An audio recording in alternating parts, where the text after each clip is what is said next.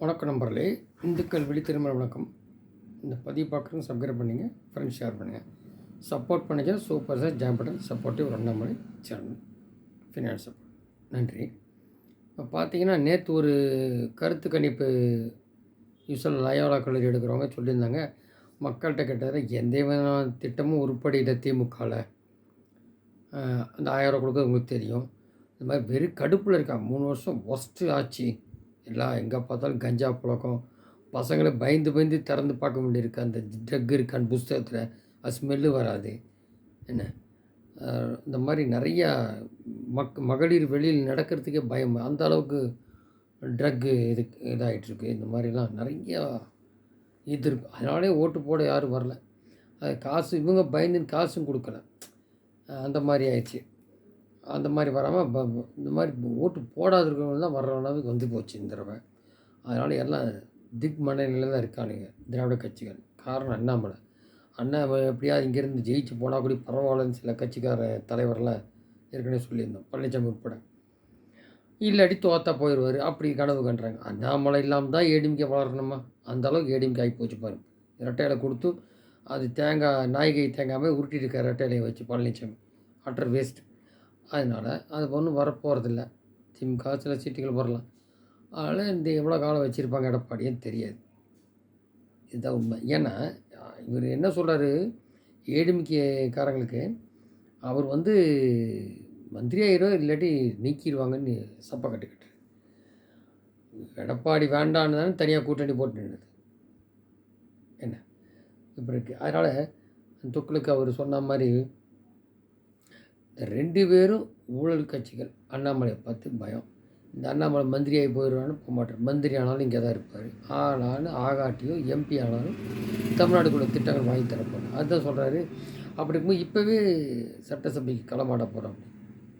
எல்லோரும் அலர்ட்னஸ் பண்ணி இன்னும் தீவிரமாக ஒர்க் பண்ண உழைச்சா தான் அப்படின்னு வரும்போது பிஜேபி இல்லாமல் யாரும் ஆட்சி அமைக்க முடியாது. முதல் படி 26க்கு இது அண்ணாமலை தான் முதல்வர் கேண்டிடேட், முதல்வர் ஆவார்ன்ற மாதிரி தான் அந்த குறிப்பு சொல்லுது. அந்த கல்லூரி மாணவர்கள் எடுத்த குறிப்பில் இன்னும் சில டீட்டெயில் வேணாலும் நான் சொல்லுவேன் அண்ணாமலைக்குன்றதையும் சொல்கிறேன். ஸோ அந்தளவுக்கு போயிட்டுருக்கு. இன்னொரு பக்கம் பார்த்திங்கன்னா, உதயநிதிக்கு சம்மன் வந்தாலும் வரலாம் கூடி சீக்கிரம். போய் விசாரணை சொன்னாலும் சரி, இல்லை சொல்லாமல் இருந்தாலும் சரி, எப்படி இருந்தாலும் அந்த பணத்தை வாங்கினதில் அது தெரிஞ்சோ தெரியாமலோ ஸ்டாலின் உட்பட உதயநிதி உட்பட அந்த உதயநிதி மனைவி படமே எடுத்திருக்கா. அப்படி அந்த பணம் தெரிஞ்சு பண்ணாலும் தெரியல. அங்கே தான் இருந்தால் அப்படி அந்த ஜபர்சாதிக்கு எனக்கு தெரிலன்ற. அப்படி அது எப்படி தெரிலன்னு தெரியல. அமீர்ன்ற டேரக்டர் கூட நண்பர்னு. பட் அந்த பணம் சம்மந்தப்பட்டது வாங்கியிருந்தா அதுக்குள்ளது வரத்தான் போகுது. நீ சம்மன் அப்பீரனாலும் பின்னாடி கைது கூடி போகணும். அவங்க தெரியலன்னா சொன்னால் அவங்க நம்ப மாட்டாங்க. அது எப்படி ஒரு ஆட்சியில் இருக்கவங்களுக்கு அது தெரிஞ்சு தானே எதாக இருந்தால் பண்ணணும். சும்மா யார் பணத்தை கொடுத்தாலும் வாங்கிடுவாங்க. அது சரி, இவங்க பிச்சைக்காரர்கிட்ட குடி எடுக்கிறவங்க தான், இவங்க ஒன்றும் குழப்பம் இல்லை. ஸோ இப்போ அந்த ஆஸ்திரேலியா கண்காணிக்கிற என்ன பண்ணிட்டேன், அமெரிக்கா தான் கண்காணிப்பேன். உங்களுக்கெல்லாம் ட்ரக்கு போயிருக்கு ஆஸ்திரேலியாவில், நீங்கள் கொஞ்சம் விசாரிக்கும்போது வந்தாங்க. ஜாபர் சார் விசாரிக்கும்போது என்சிபி கண்ட்ரோல் இருக்கனால நீங்கள் இங்கே நாங்கள் அதை பார்த்துட்டு எங்கள் கண்ட்ரோலில் தான் எங்கள் தலைவர் பார்த்துருக்கோம், எங்களோட சேர்ந்து நீங்கள் விசாரிக்கலான்ற மாதிரி தான் ஆஸ்திரேலியா. இன்னும் வேறுபடி நியூசிலாந்து எல்லாமே தேவைப்பட்ட அமெரிக்காவும் வரும். எல்லா பக்கமும் ட்ரக் கிடைக்கும். இல்லை பியூட்டி என்னன்னாக்க, அந்த ட்ரை ஃப்ரூட்ஸ் இருக்குல்ல, அது திராட்சையோ இல்லை ட்ரை ஃப்ரூட்டில் ஒரு 10% போதையை வச்சு அந்த மாதிரி கம்பெனி எக்ஸ்போர்ட் இம்போர்ட் லைசன்ஸ் வாங்கி தயாரிச்சிருக்காங்க. அதெல்லாம் எங்கேயோ போய் எல்லாம் 3 வருஷம் ஆகிப்போச்சு. அந்த மாதிரி ட்ரை ஃப்ரூட்டில் வச்சு அந்த பேக்கிங் பண்ணுறது, அதாவது கம்பெனியாக இருந்து லைசன்ஸ் வாங்கி பார்த்தா உங்களுக்கு ட்ரை டேட்ஸ் போகிற மாதிரி இருக்கும். 10% கஞ்சா இந்த பெட்டாமெத்தியம் வாட்டவர் அது இருக்கும் அதில். அந்த மாதிரிலாம் பண்ணியிருக்காங்க. இப்போ கூட நார்த் சைடு ஏதோ கம்பெனி தொடங்குறதா இருந்தால் தான் டீட்டெயில் ஜாபர் சாதிக்குது. அந்த கெமிக்கலை உண்டு பண்ணணும் நம்ம வெளியில் வாங்கிறதுக்கு பதிலான்றவன் அதுக்குள்ளே தான் இதை டெல்லியில் மாட்டி இவ்வளோ தூரம் வந்திருக்கு. ஸோ இது திமுகவுக்கு வச்சப்பட்ட குறி தான், சந்தேகமே இல்லை. இது ஏற்கனவே மோடி பேசிட்டார். அதுக்கு உண்டானது இந்த ஒரு மாதம்தான் பார்ப்போம். இதுக்கடையில் முக்கியமானது இந்த ராகுல் முஸ்லீம் இதெல்லாம் இது கொடுப்போம், நீ எழுத்துப்பூர்வமாக கொடு, முஸ்லீம் கொடுக்க மாட்டேன்னு அப்படின்னு சொல்லி மோடி சொல்லியிருந்தோம் இல்லையா. இது போக இவனுக்கு பாகிஸ்தான் சைனாக்குன்னா அடிவரடிய காங்கிரஸ். அதை எப்படி சொல்கிறார் பாருங்க மோடி. 7 கட்டங்களில் தேர்தல் நடந்து இது அண்டை நாடான பாகிஸ்தான் முன்னாள் பிரதமர் இம்ரான் கானின் அமைச்சர்கள் இருந்தவர் சொல்கிறாரு. ராகுல் தொடர்பான வீடியோ வெளியிட்டு அவரை வெகுவாக பாராட்டுறாரு. என்ன எப்படி ஸ்டாலினை சிதம்பரம் பாராட்டினா அந்த மாதிரி. குஜராத்தில் ஆனந்த் நேற்று பேசும்போது காங்கிரஸ் மிகவும் மோசமான நிலையில் உள்ளது, பாகிஸ்தான் அழுகிறது, அந்த கட்சி வெற்றி பெறு பிரார்த்தனை செய்கிறது. காங்கிரஸ் வெற்றி பெறணும். என்ன காங்கிரஸ் இருந்தால் தான் நம்ம ஏதாவது ஹெல்ப் பண்ணுவோம், இந்த தீவிரவாத செயல் மறுபடியும் ஈடுபடலாம், தலைச்சி வருவோம். எல்லாம் கட் பண்ணி விட்டார் மோடி. பிச்சைக்கார நாடாகி போயிட்டான். காங்கிரஸ் இலவச பிரதமர் பதவியில் அமர வைக்க அந்த நாடு விரும்புகிறது. இதில் ஆச்சரியப்படுறதுக்கு எதுவும் இல்லை. பாகிஸ்தானின் சீடர்கள் தான் காங்கிரஸ். இந்த காங்கிரஸ்காரருக்கான அதே மாதிரி தான் சோனியா ராகுலும் போய் ஒரு கையெழுத்து போட்டாங்க சீனாவில். ரொம்ப பேர் இந்த ஃபோட்டோ பார்த்துருக்கீங்க.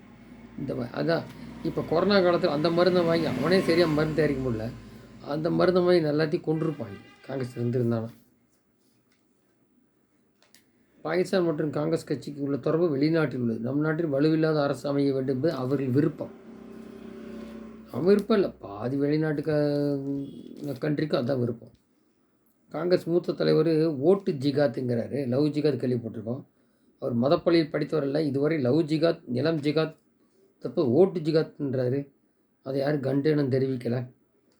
என்ன எஸ்சி எஸ்டி இதர பிற்படுத்தும் மக்களை இடஒதுக்கீடுகளை பறித்து முஸ்லீம் வழங்கப்படும் என்று காங்கிரஸ் ஏற்கனவே கூறியுள்ளது, மக்கள் நிலையில் கொள்ள வேண்டும் என்று. ஸோ இந்த மாதிரி கட்சியெலாம் வந்தாலும் இன்னும் 30 வருஷம் பின்னோக்கி கொண்டு போயிடுவோம். அதான் சொல்லிட்டு இருக்காரு. அதே மாதிரி இந்த கேரளாவில் கம்யூனிஸ்ட் உட்பட யாருமே திமுகவில் வந்துடாதீங்கன்ட்டான். காரணம் சனாதனத்தை பேசி நீ வந்துடாதீங்க. ஏற்கனவே பார்த்தா சபரிமலை பிரச்சனை போன தடவை ஆச்சு. அங்கே போனால் இதை கையில் தூக்கிடுவோம் பிஜேபி. நார்த்தில் போனால் இன்னும் கேட்கவே மாட்டான். அதனால் காங்கிரஸே மெல்ல இந்த காவேரி பிரச்சனை உட்பட திமுகவை மெல்ல புறந்தள்ள பார்ப்போம். ஏன்னா ஏடிஎம்கே ஓப்பனாக இருக்கும்போது அதை யூஸ் பண்ண பார்ப்போம். இது இந்த எலெக்ஷனுக்கு அப்புறம் பாருங்கள் நிறைய வான வேடிக்கை இருக்குது. எந்த கட்சி எங்கே போவான் இருப்பான்னே தெரியாது. மோடி சொன்ன மாதிரி அவ்வளோ ஊழல், கஞ்சா, மக்கள் விரோத தீய சக்திகள் அப்புறப்படுத்தணும். அதுதான் ஃபஸ்ட்டு இலக்காக இருக்கும் மோடி. அதில் இந்த சுப்பிரமணியம் சில ஆளுகள்லாம் வந்து அவ்வளோ வருவார், மோடி வரக்கூடாது. ஒரு சிங்கிள் மனிதன் சொல்கிறத யார்? அவர் தான் வரப்போகிறாரு. 320 இருந்தானே 50 இருந்தானே, வேண்டிய மெஜாரிட்டிக்கு மேலே வரப்போகுது. காங்கிரஸ் அங்கே நேரத்தில் இல்லவே இல்லை. இப்போது கடைசி நேரத்தில் ரேபரேலியில் அது காலகாலமாக நிற்கிறது. இந்திராபுரிலேருந்து வயநாட்டில் நிற்கிறாப்படி. ஒரு அங்கே ஏதாவது கம்யூனிஸ்ட் தோக்கடிச்சவங்கன்னு சொல்லிட்டு ரேபரேலி நிற்கிறாப்படி. அங்கே இந்திராணி ஏற்கனவே இந்த மந்திரி தோக்கடிச்சாப்படி. அதே இடத்துல மறுபடியும் தோற்று கடைசியில் எந்த எம்பி இல்லாமல் போகும் ராகுலுக்கு. இங்கே கம்யூனிஸ்ட் பாஜக அன்கோ போட்டு ராகுலை வயநாட்டில் தோக்க முடியாது தெரிஞ்சு கடைசி நேரத்தில் எலெக்ஷன் இந்த நாமினேஷன் ஃபைல் பண்ணி முடிகிற நாளைக்கு இன்றைக்கி ரேபரேலியில் தாக்கல் பண்ணுற அப்படி ராகுல். கடைசியில் எந்த எம்பியும் வர போகிறதில்ல. அங்கே ஏற்கனவே அந்த அமைச்சர்கிட்ட ஸ்மிருதி இரானிகிட்ட தோத்தாப்படி மறுபடியும் தோக்க தான் போகிறாப்படி. அதெல்லாம் வேண்டான்னு சொல்லிட்டு தான் ராஜ்யசபா மூலியமாக சோனியா தேர்ந்தெடுக்கப்பட்டு போயிட்டாப்படி. ஸோ காங்கிரஸ் அழிஞ்சு ஒழிஞ்சிருச்சு, இங்கேயும் டெசிமினேட் ஆகிடும். அது மட்டும் இல்லை, எல்லா ஊழல் ரீஜனல் பார்ட்டியும் போகத்தான் போகும். இதுக்கான விட 1 மந்த் கழிச்சு கிடைக்கும் ரிசல்ட்.